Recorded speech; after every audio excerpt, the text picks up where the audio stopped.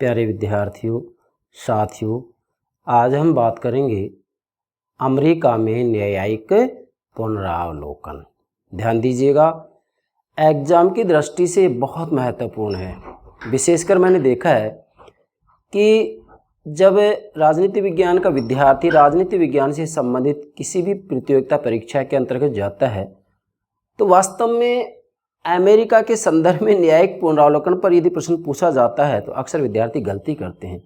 इसी बात को ध्यान में रखते हुए मैं मेरे प्यारे विद्यार्थियों के लिए अलग से अमेरिका के संदर्भ में न्यायिक पुनरावलोकन समझा रहा हूँ। मेरे प्यारे विद्यार्थियों, विशेषकर न्यायिक पुनरावलोकन की उत्पत्ति, अर्थ, परिभाषा, विशेषताएं, पूर्व शर्तें, इसके गुण और इसी के साथ में इसके दोष या आलोचना, इसके संदर्भ में हमने अलग से वीडियो अपलोड कर दी है। आप हमारी प्लेलिस्ट में देखिएगा। आज हम केवल संयुक्त राज्य अमेरिका के संदर्भ में ही न्यायिक पुनरावलोकन की बात करेंगे। ध्यान दीजिएगा। सर्वप्रथम मेरे प्राणों से प्यारे विद्यार्थियों, आप हमारे YouTube चैनल से जुड़े रहें। इसके लिए आप इसे सब्सक्राइब अवश्य कीजिएगा। आशा करता हूँ आपने सब्सक्राइब कर दिया होगा। Thank you very much, thank you very much. इसी के साथ में हमारी वीडियो को लाइक करना, शेयर करना ना भूलें, जिससे कि सभी विद्यार्थियों को हमारे YouTube चैनल के बारे में जानकारी हो सके और मेरे विद्यार्थियों का हित मेरा हित है। मेरे विद्यार्थियों की सफलता मेरी सफलता है। इस बात को ध्यान में रखते हुए हमारे इन वाक्यों की कदर सम्मान अवश्य करना ध्यान दें। देखिएगा, अमेरिका में न्यायिक पुनरावलोकन को हम ठीक से समझें, इसके लिए मैंने आपके लिए इस टॉपिक को 4 भागों में विभाजित कर दिया है। अर्थात वास्तविक रूप में अमेरिका में न्यायिक पुनरावलोकन को समझें तो इसमें 4 पार्ट कर रहे हैं हम। इसकी सामान्य जानकारी लेंगे, इसके बाद में अमेरिका में न्यायिक पुनरावलोकन की क्या विशेषताएं हैं इसको समझेंगे, इसके बाद में अमेरिका में न्यायिक पुनरावलोकन का क्या प्रभाव है, ये इसका तीसरा पार्ट है, और चौथा पार्ट लेंगे अमेरिका में न्यायिक पुनरावलोकन की आलोचना। अर्थात 4 भाग या पार्ट के आधार पर हम अमेरिका में न्यायिक पुनरावलोकन को ठीक से समझेंगे। तो मेरे प्यारे विद्यार्थियों, मैं पुनः एक बार बता रहा हूँ आपको, ठीक है, मैंने न्यायिक पुनरावलोकन क्या है इसके लिए अलग से वीडियो अपलोड कर दिया है, परंतु चूंकि हम अमेरिका के न्यायिक पुनरावलोकन को अलग से समझ रहे तो यहाँ भी इस बात की श्री गणेश से शुरुआत करना जरूरी है कि भाई न्यायिक पुनरावलोकन होता ही क्या है। तो मैं सामान्य रूप में बताऊंगा, व्यापक रूप में वर्णन नहीं करूंगा, कारण क्योंकि व्यापक रूप में हमने अलग से वीडियो अपलोड कर दिया है। यहाँ तो सिर्फ सामान्य जानकारी दूंगा क्या न्यायिक पुनरावलोकन है क्या चीज। ध्यान दें, वास्तविक रूप में न्यायिक पुनरावलोकन न्यायालय की, न्यायपालिका की वह शक्ति या क्षमता है जिसके आधार पर न्यायपालिका व्यवस्थापिका और कार्यपालिका के कार्यों, कानूनों और आदेशों की वैधानिकता और अवैधानिकता की जांच करती है। मतलब संविधान के अनुरूप व्यवस्थापिका कानून बना रही है या नहीं, कार्यपालिकाएं जिस रूप में व्यवस्थापिका ने कानून बनाए उसके अनुरूप उन्हें क्रियान्वित कर रही है या नहीं, या कभी कभी ऐसा अवसर आता है कि कार्यपालिका को भी आदेश देने पड़ते हैं, तो कार्यपालिकाएं जो आदेश देती हैं वो भी संविधान के अनुरूप हैं या नहीं, यह देखना या ये जांचना या इसकी वैधानिकता और अवैधानिकता को बतलाना, वास्तविक रूप में यह कार्य, यह शक्ति ही क्या कहलाता है, न्यायिक पुनरावलोकन कहलाता है। समझ गए? मतलब व्यवस्थापिका और कार्यपालिका के कार्यों को यह देखना कि वो संविधान के अनुरूप है या नहीं, या व्यवस्थापिका और कार्यपालिका के कार्य, कानून, आदेश वैधानिक है अवैधानिक है, मतलब संविधान के अनुरूप है या नहीं है, यह जांचने की शक्ति जब न्यायपालिका के पास होती है तो इसे ही न्यायिक पुनरावलोकन कहते हैं। क्लियर? ये मैंने आपके लिए डायग्राम भी बना दिया है, इसके आधार पर भी आप इसे आसानी से समझ सकते हैं। अब हम बात करते हैं अमेरिका में न्यायिक पुनरावलोकन। मेरे प्यारे विद्यार्थियों, बहुत महत्वपूर्ण बात है, इससे संबंधित भी 1-2 प्रश्न एग्जाम में जरूर पूछा जाता है। गलती नहीं होनी चाहिए, मेरी जो मेहनत है वो बेकार ना जाए। मैं मेरे विद्यार्थियों से निवेदन करता हूँ, हमारी जो भी वीडियो आप देखें प्यारे विद्यार्थियों, पूर्ण वीडियो देखें, अधूरी ना देखें, अन्यथा फिर हमारी मेहनत बेकार जाएगी। हाँ, हमारा कोई भी टॉपिक हो, अगर आपने पूरी वीडियो देख ली है और फिर वो टॉपिक समझ में नहीं आता है, मुझे कमेंट से अवश्य अवगत कराएं। मैं 24 घंटे आपके साथ हूँ, ये मेरा वादा है। ध्यान दें, 4 पार्ट कर रहे हैं हम किसको, अमेरिका में न्यायिक पुनरावलोकन को समझने के लिए। देखिएगा, पहले पार्ट में हमने अमेरिका में न्यायिक पुनरावलोकन की सामान्य जानकारी दी है। बहुत महत्वपूर्ण बात है यहाँ, क्या देखिएगा भाई, वास्तव में न्यायिक पुनरावलोकन के विचार की उत्पत्ति एक ऐसे देश में हुई है जहां आज उस देश की राजनीतिक व्यवस्था में इसका कोई प्रावधान ही नहीं है। और वह देश कौन सा है? ब्रिटेन। मतलब न्यायिक पुनरावलोकन के विचार की उत्पत्ति तो ब्रिटेन में हुई है, परंतु न्यायिक पुनरावलोकन की शक्ति की स्थापना या न्यायिक पुनरावलोकन की शक्ति का प्रतिपादन संयुक्त राज्य अमेरिका में किया गया। इसलिए आप कह सकते हैं कि सर्वप्रथम संयुक्त राज्य अमेरिका के अंतर्गत न्यायिक पुनरावलोकन को अपनाया गया या इस शक्ति को प्रतिपादित किया गया। ये बात आपको ध्यान में रखनी है। तो न्यायिक पुनरावलोकन के विचार की उत्पत्ति कहाँ हुई है? विचार की उत्पत्ति ब्रिटेन में। और व्यवहार में इसका प्रयोग कहाँ किया गया? संयुक्त राज्य अमेरिका में 1803 में। कब? 1803 में मारबरी बनाम मेडिसन केस के अंतर्गत। नोट कीजिएगा, 1803 में मारबरी बनाम मेडिसन केस के अंतर्गत पहली बार न्यायिक पुनरावलोकन का प्रयोग किया गया। अब आपसे एग्जाम पूछ लिया जाए, न्यायिक पुनरावलोकन के विचार की उत्पत्ति निम्न में किस देश में? ब्रिटेन में। और न्यायिक पुनरावलोकन की शक्ति का प्रयोग सर्वप्रथम किस देश में किया गया व्यवहारिक रूप में? अमेरिका में। ठीक है, अब गलती नहीं होनी चाहिए। चलिए देखिएगा, अब यहाँ आप पॉइंट्स बनाइए इसका सामान्य जानकारी में कि अमेरिका में न्यायिक पुनरावलोकन की शक्ति का कोई संवैधानिक आधार नहीं है। मतलब संयुक्त राज्य अमेरिका में न्यायिक पुनरावलोकन का प्रावधान संविधान में नहीं किया गया है। क्या कह रहा हूं मैं? संविधान में इसका कोई प्रावधान नहीं किया गया है। नोट करें। दूसरी बात, 1803 में मार्शल द्वारा, न्यायाधीश मार्शल द्वारा पहली बार प्रतिपादन किया गया था। मतलब संयुक्त राज्य अमेरिका में 1803 ईस्वी में मारबरी बनाम मेडिसन केस के अंतर्गत पहली बार न्यायिक पुनरावलोकन की शक्ति का प्रतिपादन किया गया था। अगली बात, न्यायाधीश मार्शल ने मारबरी बनाम मेडिसन केस के अंतर्गत कुछ तर्क दिए और उन तर्कों के आधार पर कहा कि न्यायपालिका के पास न्यायिक पुनरावलोकन की शक्ति होना जरूरी है। क्यों जरूरी है? क्या तर्क दे रहे हैं ये? कौन? न्यायाधीश मार्शल। क्या तर्क दे रहे हैं?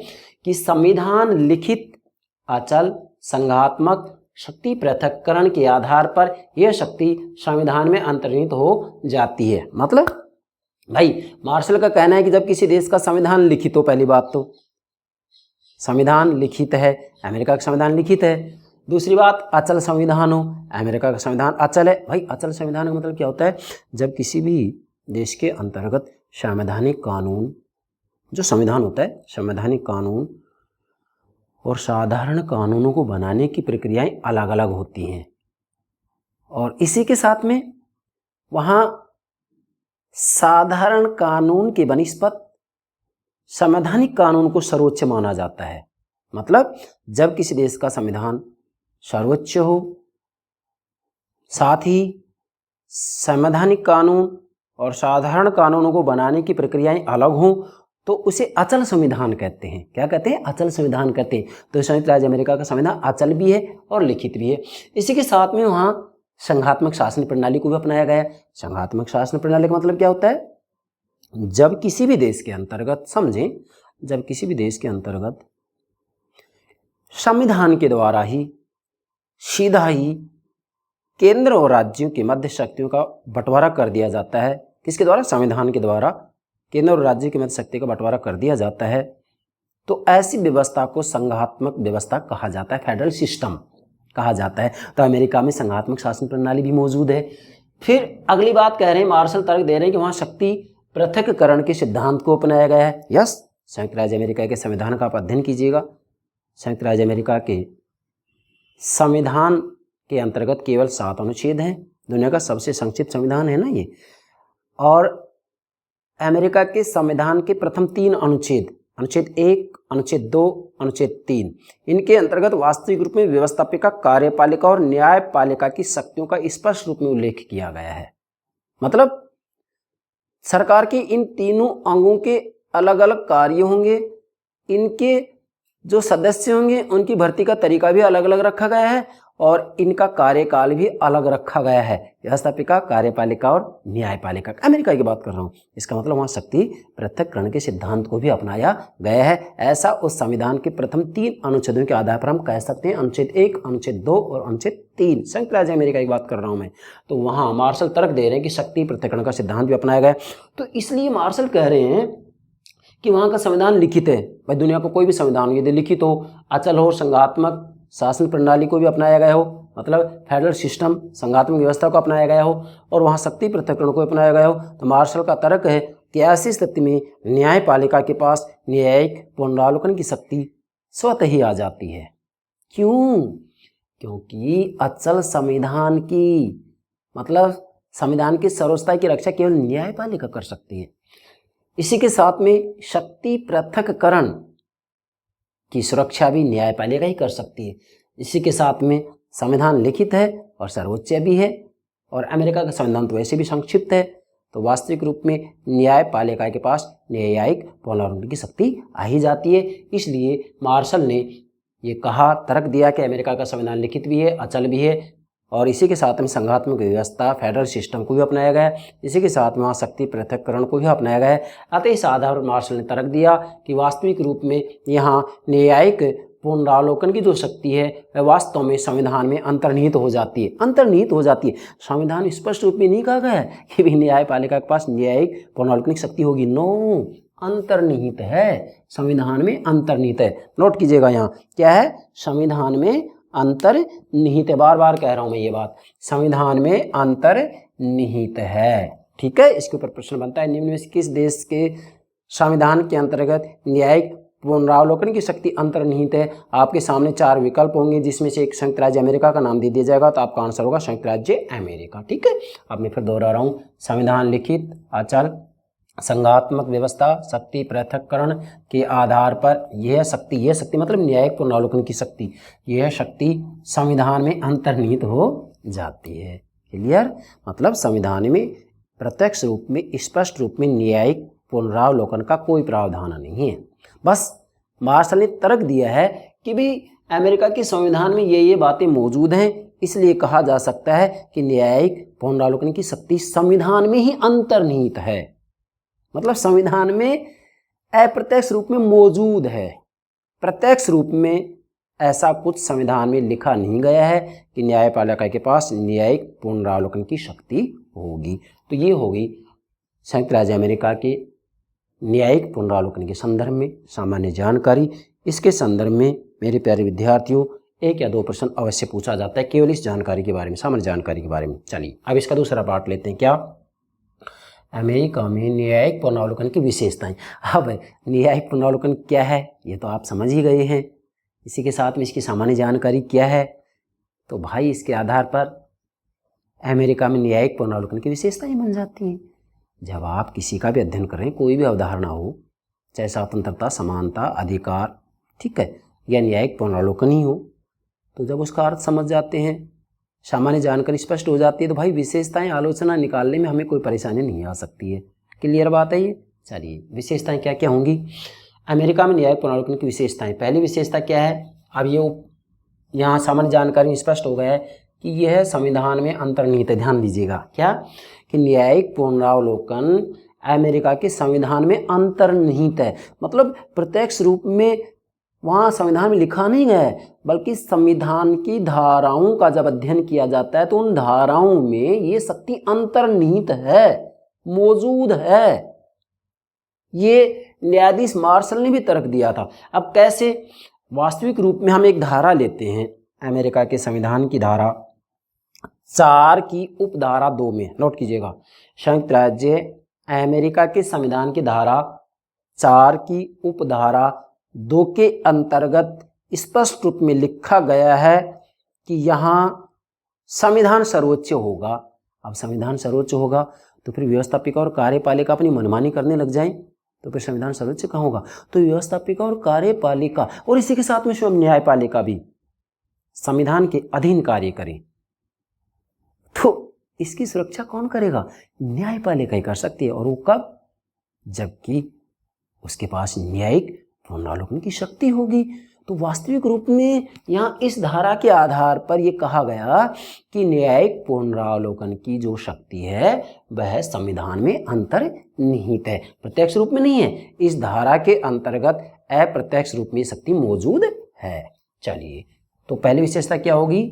यह है मतलब न्यायिक पुनरावलोकन संविधान में अंतर्निहित है। अमेरिका की बात हो रही है ये। दूसरा, यह राजनीतिक व्यवस्था का संतुलन चक्र या पहिया है। ध्यान दीजिएगा, यह है मतलब न्यायिक पुनरावलोकन राजनीतिक व्यवस्था का संतुलन चक्र या पहिया है। भाई क्लियर बात है। वास्तविक रूप में संयुक्त राज्य अमेरिका के अंतर्गत जो न्यायिक पुनरावलोकन है वास्तव में पूरी पॉलिटिकल सिस्टम का इसके माध्यम से संतुलन बना रहता है। कैसे? भाई एक तो वहाँ संघात्मक व्यवस्था को अपनाया गया है और संघात्मक व्यवस्था है तो संविधान के द्वारा केंद्र और राज्य की मध्य शक्ति बांट दी गई है। अब केंद्र और राज्य के मध्य शक्ति बांट दी गई तो केंद्र और राज्यों के मध्य विवाद होगा तो फैसला कौन करेगा? न्यायपालिका करेगी। और न्यायपालिका कब कर सकती है? जबकि उसके पास न्यायिक पुनरावलोकन की शक्ति होगी। अच्छा, इसी के साथ में संयुक्त राज्य अमेरिका के अंतर्गत स्पष्ट रूप में धारा 4 में और उसकी उपधारा 2 में कहा गया है कि यहाँ संविधान सर्वोच्च होगा। तो संविधान सर्वोच्च होगा तो संविधान की सर्वोच्चता की रक्षा कौन करेगा? न्यायपालिका ही करेगी। क्यों? क्योंकि व्यवस्थापिका, कार्यपालिका और न्यायपालिका ये सरकार की तीनों अंग ही संविधान के अधीन रहते हुए कार्य करें। अब ऐसी स्थिति में न्यायपालिका ये संतुलन की व्यवस्था कब कर पाएगी? जबकि न्यायपालिका के पास न्यायिक पुनरावलोकन की शक्ति होगी। क्लियर? तो इसलिए यह है मतलब न्यायिक पुनरावलोकन राजनीतिक व्यवस्था, पॉलिटिकल सिस्टम राजनीतिक व्यवस्था का संतुलन चक्र या पहिया है। मतलब वास्तविक रूप में यह शक्ति के संतुलन को बनाए रखता है। कौन? न्यायिक पुनरावलोकन।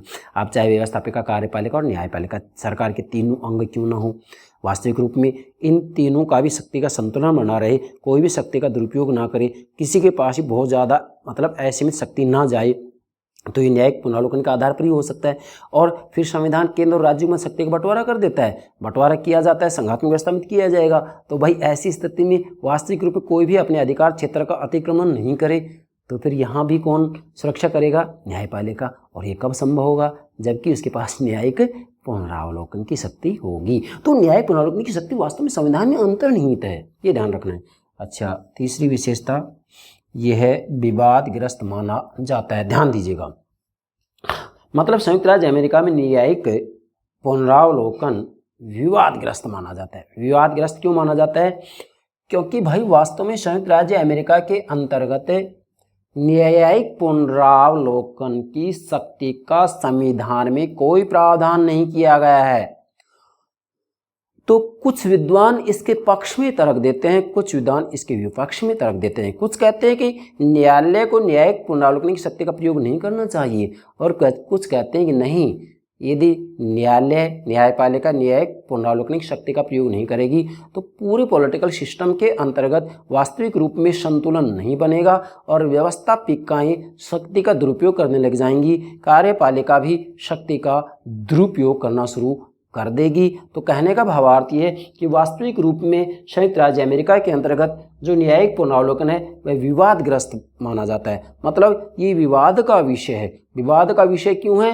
क्योंकि संविधान में स्पष्ट रूप में प्रत्यक्ष रूप में इसका कोई प्रावधान नहीं किया गया है। आपको कह चुका हूँ कि ये केवल संविधान में अंतर्निहित है, अप्रत्यक्ष रूप में। मैंने कहा ना यहाँ धारा 4(2) की उपधारा के अंतर्गत ये अप्रत्यक्ष रूप में मौजूद, प्रत्यक्ष रूप में नहीं कहा गया है ये। तो ये इसकी अगली विशेषता होगी। और चौथी विशेषता है इसका क्षेत्र व्यापक। आप ध्यान देंगे, संयुक्त राज्य अमेरिका के अंतर्गत जो न्यायिक पुनरावलोकन है, वो न्यायिक पुनरावलोकन का क्षेत्र बहुत व्यापक है। भारत भी इतना व्यापक नहीं है। क्यों? क्योंकि भारत का संविधान दुनिया का सबसे बड़ा संविधान है, ज़्यादातर बातों को लेकर दिया गया है। और संयुक्त राज्य अमेरिका का संविधान संक्षिप्त है, मैंने नोट कर दिया यहाँ, संयुक्त राज्य अमेरिका का संविधान संक्षिप्त है, अर्थात अमेरिका के संविधान में केवल भाई 7 अनुच्छेद हैं, तो सब बातों का उल्लेख नहीं किया गया है। तो ऐसी स्थिति में न्यायिक पुनरावलोकन का क्षेत्र बढ़ जाता है। अगली बात क्या है कि वास्तविक रूप में न्यायिक पुनरावलोकन की जो परिचालनता है वो किस सिद्धांत के आधार पर होती है? पूरी दुनिया में 2 सिद्धांत हैं भाई, विधि द्वारा स्थापित प्रक्रिया और विधि की उचित प्रक्रिया। तो संयुक्त राज्य अमेरिका में विधि की उचित प्रक्रिया को अपनाया गया है। विधि की उचित प्रक्रिया का मतलब ये है कि वहाँ न्यायिक पुनरावलोकन करते समय न्यायपालिकाएं वास्तविक रूप में कानून के शब्दों का अर्थ ही नहीं देखते हैं, बल्कि वास्तविक रूप में कानून बनाने वालों की क्या भावनाएं थी, उनका क्या गंतव्य था, उनका क्या उद्देश्य था, इसी के साथ में कानून का समाज व्यवस्था पर क्या प्रभाव पड़ेगा, इसको भी देखती हैं। और कानून की क्या औचित्यता है, इसको भी न्यायालय देखते हैं। अतः इस आधार पर वास्तविक रूप में न्यायिक पुनरावलोकन का जो क्षेत्र है वह बहुत व्यापक हो जाता है। इसी के साथ में अमेरिका में मौलिक अधिकार, नोट कीजिएगा, मौलिक अधिकार मैंने संक्षिप्त में लिखा है, ये मौलिक है, ये अधिकार मौलिक अधिकार परम है। अब मौलिक अधिकार परम है, इसका मतलब ये कि वास्तविक रूप में संयुक्त राज्य अमेरिका मौलिक अधिकार के ऊपर कोई प्रतिबंध नहीं लगाया गया है। तो ऐसी स्थिति में भी वहाँ न्यायिक पुनरावलोकन का क्षेत्र व्यापक हो जाता है मेरे प्यारे विद्यार्थियों। क्लियर हो गया ये? अच्छा, अगला है 5वीं विशेषता, संविधान की सर्वोच्चता स्थापित करता है। बहुत महत्वपूर्ण बात है, सर्वोच्चता स्थापित करता है। देखो वैसे तो देखिए तो हम संविधान की सर्वोच्चता इसे एक बिंदु के आधार पर सारे बिंदु को समेट सकते हैं, समझ सकते हैं। क्या संविधान की सर्वोच्चता स्थापित करता है? देखिएगा भाई, वास्तव में संयुक्त राज्य अमेरिका के अंतर्गत स्पष्ट रूप में वहाँ के संविधान की धारा 4 की उपधारा 2 के अंतर्गत कहा गया है कि यहाँ संविधान सर्वोच्च है। इसका भावार्थ यह है कि व्यवस्थापिका, कार्यपालिका और न्यायपालिका सरकार के तीनों ही अंग संविधान के अधीन रहते हुए कार्य करेंगे। तो संविधान के अधीन रहते हुए कार्य करेंगे, तो इसका मतलब न्यायपालिकाएं भी जब न्यायिक पुनरावलोकन की शक्ति का प्रयोग करेंगी तो वास्तविक रूप में ये संविधान के अधीन रहते हुए ही करेंगी। तो मूलतः ये इसकी 5वीं विशेषता बन जाती है कि संयुक्त राज्य अमेरिका के अंतर्गत वास्तविक रूप में संविधान की सर्वोच्चता की स्थापना की गई है। अर्थात इसका भावार्थ ये होगा कि व्यवस्थापिका, कार्यपालिका और स्वयं न्यायपालिका भी संविधान के अधीन होंगे। बहुत महत्वपूर्ण बात है ये। अगला 6ठा जो इसका लक्षण होगा, यह न्यायालयों के लिए आबंधक नहीं है, या अवश्य करणीय भी कहते हैं इसको, अवश्य करणीय। क्या बोल रहा हूँ? अवश्य करणीय। क्या यह न्यायालयों के लिए आबंधक नहीं है? इसका मतलब संयुक्त राज्य अमेरिका में न्यायिक पुनरावलोकन, यह मतलब न्यायिक पुनरावलोकन, न्यायिक पुनरावलोकन न्यायालयों के लिए आबंधक नहीं है।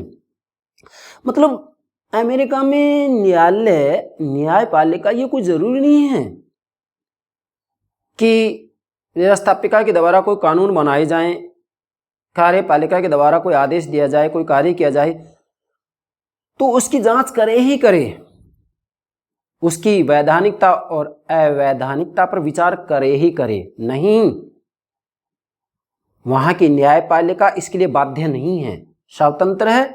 अगर न्यायपालिका चाहे तो न्यायिक पुनरावलोकन के लिए मना भी कर सकती है। मतलब वो बंधन में नहीं है, वो बाध्य नहीं है, बल्कि स्वतंत्र है। अगर न्यायालय चाहे तो न्यायिक पुनरावलोकन के लिए इनकार, मना भी कर सकता है। क्या कह रहा हूँ? मना भी कर सकता है। इसलिए ये इसकी विशेषता बन जाती है कि यह न्यायालयों के लिए आबंधक नहीं है। अब ये 6 विशेषताएं मैंने समझाई, इन 6 विशेषताओं के ऊपर मेरे प्यारे विद्यार्थियों किसी भी रूप में आपसे प्रश्न पूछा जाए गलत नहीं होगा। मैं विश्वास से कह रहा हूँ, समझें। मेरा उद्देश्य ये नहीं है कि मैं आपको बहुविकल्पी प्रश्न तैयार करूं, फिर 4 विकल्प दूं, बोला मैंने 50 प्रश्न महत्वपूर्ण बता दिए जो कि एग्जाम में आते रहते। नहीं, मेरा मूल उद्देश्य है राजनीति विज्ञान को समझाना। चलिए, 2 पार्ट क्लियर। तीसरा, अमेरिका में न्यायिक पुनरावलोकन का क्या प्रभाव पड़ा है? प्रभाव क्या है देखिएगा। अब यहाँ मैंने आपके लिए केवल 3 बिंदु बनाए हैं। क्या की राजनीतिक व्यवस्था में अनोखा और विशेष स्थान बना लिया है। मतलब संयुक्त राज्य अमेरिका के अंतर्गत वास्तविक रूप में न्यायिक पुनरावलोकन ने, अर्थात न्यायपालिका की जो न्यायिक पुनरावलोकन की शक्ति है, इसके आधार पर अमेरिका में न्यायपालिका ने पूरी राजनीतिक व्यवस्था में एक अनोखा और विशेष स्थान बना लिया है। कंप्लीट पूर्ण पॉलिटिकल सिस्टम में, सारी राजनीतिक व्यवस्था में, संपूर्ण राजनीतिक व्यवस्था में अमेरिका के अंतर्गत सर्वोच्च न्यायालय ने अपना एक विशेष स्थान बना लिया। किसके आधार पर? न्यायिक पुनरावलोकन के आधार पर। नोट कीजिएगा। दूसरा प्रभाव कि उच्चतर व्यवस्थापिका बन जाता है। मतलब संयुक्त राज्य अमेरिका के अंतर्गत सर्वोच्च न्यायालय ने न्यायिक पुनरावलोकन की शक्ति के आधार पर वास्तव में एक उच्चतर व्यवस्थापिका का रूप धारण कर लिया है। उच्चतर व्यवस्थापिका का मतलब यह है कि जो न्यायपालिका है वह वास्तविक रूप में व्यवस्थापिका के कार्य करने लग गई है। व्यवस्थापिका का कार्य कानून बनाना है, तो वास्तव में न्यायपालिका, सर्वोच्च न्यायालय आज व्यवस्थापिका से भी आगे बढ़कर, अमेरिका की व्यवस्थापिका का नाम कांग्रेस है, मतलब कांग्रेस से भी आगे बढ़ करके और वास्तविक रूप में विधियों का निर्माण करने लग गई है। अर्थात संविधान की व्याख्या करते समय, न्यायिक पुनरावलोकन की शक्ति का प्रयोग करते समय वास्तविक रूप में जब ये अपने निर्णय लेते हैं तो वो निर्णय ही कानून बन जाते हैं। इसलिए ये प्रभाव पड़ा है कि अमेरिका के अंतर्गत न्यायिक पुनरावलोकन की शक्ति के आधार पर वहाँ की न्यायपालिका वास्तव में उच्चतर व्यवस्थापिका बन गई है। क्या बन गई है? उच्चतर व्यवस्थापिका। अब प्रश्न पूछा जाए, निम्न में से किस देश के अंतर्गत न्यायपालिका उच्चतर व्यवस्थापिका बन गई है? अमेरिका में। क्लियर? अच्छा, तीसरा बिंदु बनाया मैंने आपको, क्या कांग्रेस का तीसरा सदन बन गया है? नोट कीजिएगा, कांग्रेस का तीसरा सदन बन गया है। क्या? कांग्रेस का तीसरा सदन बन गया है। कांग्रेस क्या है भाई? संयुक्त राज्य अमेरिका की व्यवस्थापिका का नाम कांग्रेस है। ठीक है, कांग्रेस का तीसरा सदन बन गया है आज वहां। ये कौन? न्यायपालिका। न्यायपालिका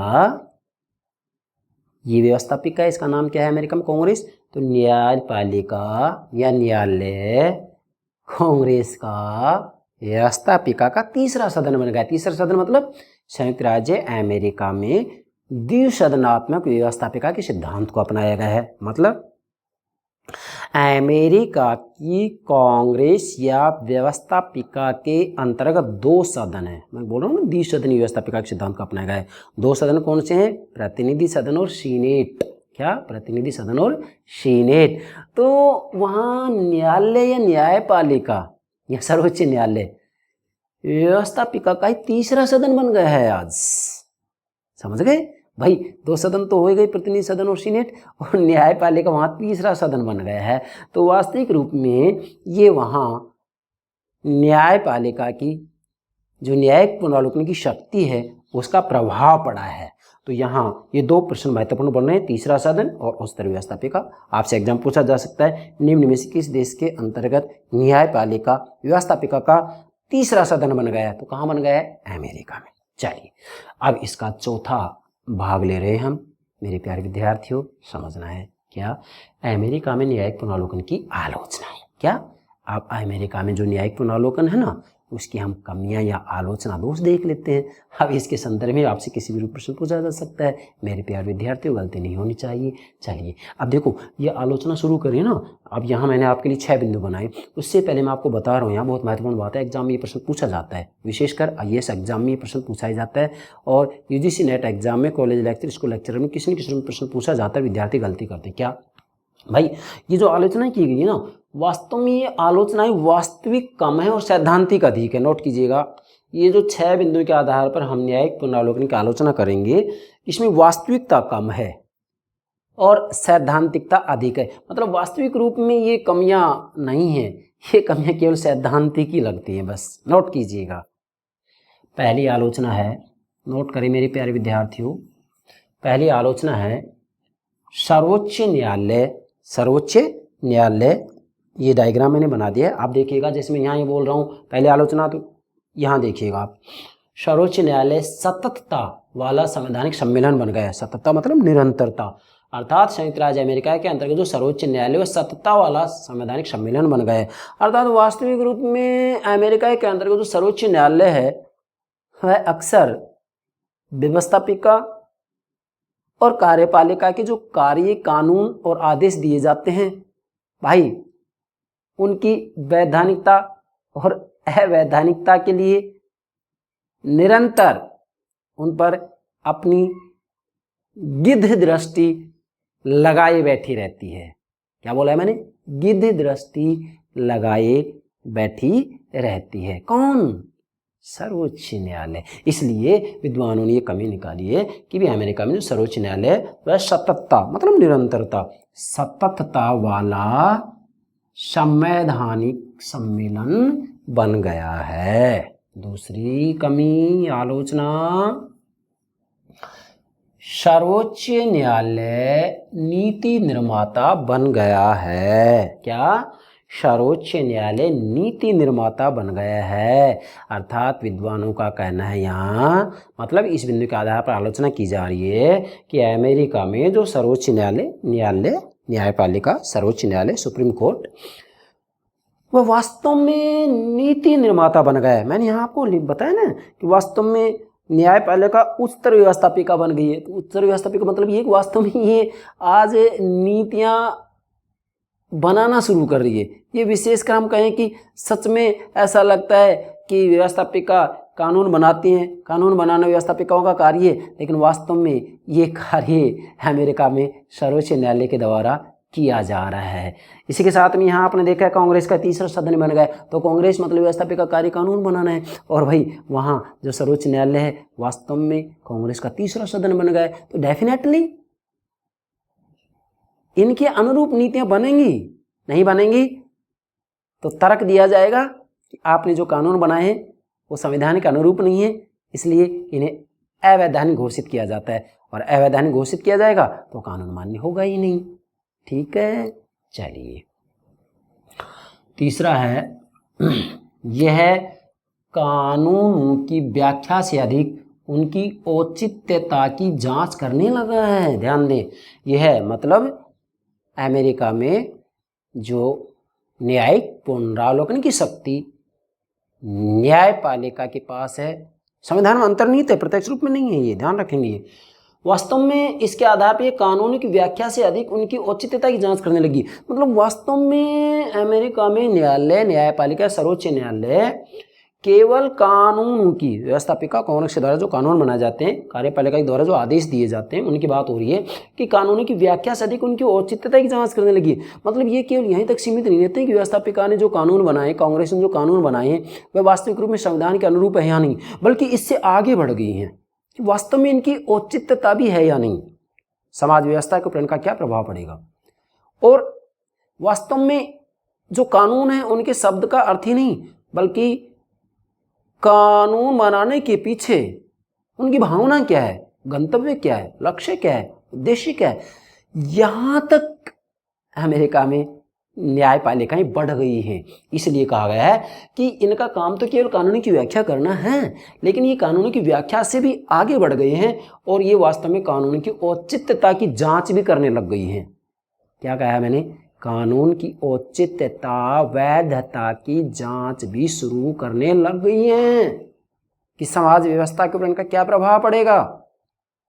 तो इस आधार पर भी इसकी आलोचना की जाती है। इस बिंदु से संबंधित भी एग्जाम में आपसे प्रश्न पूछा जा सकता है, दूसरे बिंदु से संबंधित प्रश्न पूछा जा सकता है, और पहले बिंदु मतलब आलोचना, इससे संबंधित प्रश्न भी किसी भी रूप में आपसे पूछा जा सकता है। और चौथी जो इसकी आलोचना है मेरे प्यारे विद्यार्थियों, न्यायिक पुनरावलोकन से राजनीतिक व्यवस्था में संकट उत्पन्न होते रहते हैं। ध्यान दें, न्यायिक पुनरावलोकन से राजनीतिक व्यवस्था में संकट उत्पन्न होते हैं।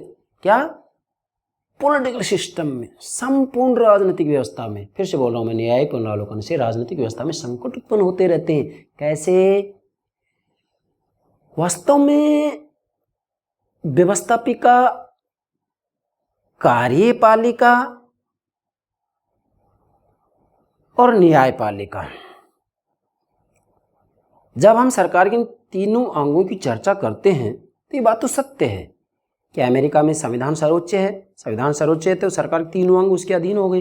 परंतु भाई व्यवस्थापिका और कार्यपालिका, इनमें जनता के प्रतिनिधि होते हैं। और देखो मैंने यहाँ डायग्राम बनाया है, कार्यपालिका जनता के प्रति उत्तरदायी है। अमेरिका में देशात्मक शासन प्रणाली है, इसलिए कार्यपालिका व्यवस्थापक के प्रति उत्तरदायी नहीं है। परंतु किसी न किसी रूप में व्यवस्थापक और कार्यपालिका दोनों ही जनता के प्रति उत्तरदायी हैं। देखो यहाँ ध्यान रखेंगे, अमेरिका में कार्यपालिका व्यवस्थापिका के प्रति उत्तरदायी नहीं है, बल्कि कार्यपालिका और व्यवस्थापिका जनता के प्रति उत्तरदायी है। अब उत्तरदायी तो ये व्यवस्थापिका और कार्यपालिका हैं, मगर इनके द्वारा बनाए हुए कानून, कार्य और आदेश को न्यायपालिका औचित्यता के आधार पर अवैधानिक घोषित कर सकती है। ऐसी स्थिति में वास्तव में पूरे पॉलिटिकल सिस्टम के लिए संकट उत्पन्न होता है, तो ठीक से राजनीतिक व्यवस्था का संचालन नहीं हो सकता है। जबकि सच्चाई ये है, अगर हम राजनीतिक विज्ञान के जनक अरस्तु की बात करें तो भाई सरकार के तीन अंग न्यायपालिका, कार्यपालिका और व्यवस्थापिका, इन तीनों में सर्वोच्च तो व्यवस्थापिका होना चाहिए। इसमें जनता के प्रतिनिधि होते हैं और कानून बनाने की जिम्मेदारी व्यवस्थापिका की तो होती है। लेकिन आज हम देख रहे हैं कि न्यायपालिकाएं व्यवस्थापिका और कार्यपालिकाओं से आगे बढ़ चढ़कर अपनी भूमिकाएं अदा कर रही हैं। जैसे हमारे भारत के अंतर्गत ही न्यायपालिका के लिए इस भूमिका को ध्यान में रखते हुए एक नया नाम दे दिया गया है। क्या नाम दिया गया है? न्यायिक सक्रियता का सिद्धांत। क्या? न्यायिक सक्रियता। इसके लिए हम अलग से वीडियो अपलोड बनाएंगे। कब? जबकि हम इंडियन पॉलिटिकल सिस्टम समझा रहे होंगे, भारतीय राजनीतिक व्यवस्था समझा रहे होंगे, तब न्यायिक सक्रियता के ऊपर अलग से वीडियो अपलोड करेंगे। मेरे प्यारे विद्यार्थियों, ये हो गया इसका चौथी आलोचना। और पांचवी आलोचना है, नोट कीजिएगा, पांचवी आलोचना है न्यायालय रूढ़िवादिता का गढ़ बन गया है तथा घोड़े के युग का प्रतीक है। ध्यान दें, न्यायालय रूढ़िवादिता का गढ़ बन गया है तथा घोड़े के युग का प्रतीक है। मतलब न्यायपालिकाएं व्यवस्थापिका और कार्यपालिका के द्वारा जो कानून बनाए जाते हैं, जो कार्य किए जाते हैं, जो आदेश दिए जाते हैं, चूंकि न्यायपालिका में ज़्यादातर न्यायाधीश रूढ़िवादी होते हैं, परंपरा से चिपके रहना पसंद करते हैं, परिवर्तन कितना पसंद नहीं करते हैं। ऐसी स्थिति में आलोचकों का कहना है कि वास्तव में न्यायालय रूढ़िवादिता का गढ़ बन जाता है और ये घोड़े के युग का प्रतीक है। मतलब वही आदिम जमाने की बातें करते हैं, बैलगाड़ी के ज़माने की बातें करते हैं ये। तो इस आधार पर भी इसकी आलोचना की जाती है। क्यों?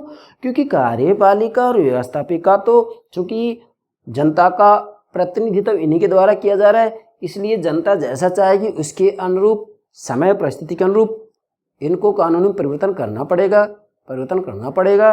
लेकिन न्यायपालिका वास्तविक रूप में परंपरागतता का प्रतिनिधित्व करती है।